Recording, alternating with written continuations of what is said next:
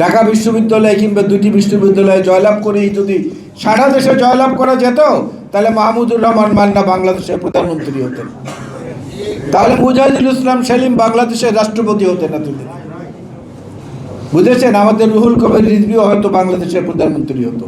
এরাও তো বিভিন্ন বিশ্ববিদ্যালয়ের বিপু ছিলেন। নুরুল হক নূরের এই অবস্থা আজকে হতো না, তিনি অনেক আগে প্রধানমন্ত্রী হতেন। সুতরাং একটা দুটো বিশ্ববিদ্যালয়ে জয়লাভ করলে সে আনন্দে আপ্লুত হয়ে যে ধেই ধেই করে নাচানাচি শুরু করেছেন, এই নাচানাচি বাংলাদেশের মানুষ ভালোভাবে নেয় না বলে বিএনপি এখনো সেই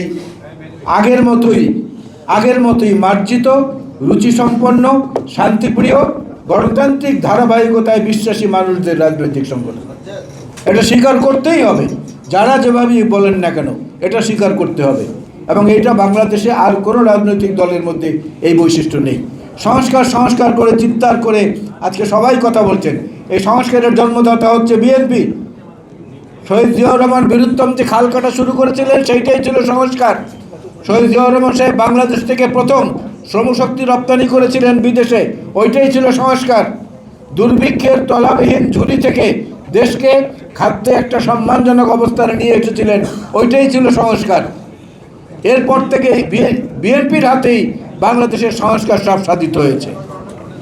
27 দফা থেকে আজকে যে 31 দফা হয়েছে, এই সংস্কারের কর্মসূচি 27 দফা থেকে 31-এ নেওয়ার জন্য ভূগোলের নিচে ফাইল নিয়ে দিনে রাতে বিকেলে দুপুরে বিভিন্ন বন্ধু সংগঠনের রাজনৈতিক দলগুলোর কার্যালয়ে আমি নিজে গিয়েছি ফাইল হাতে।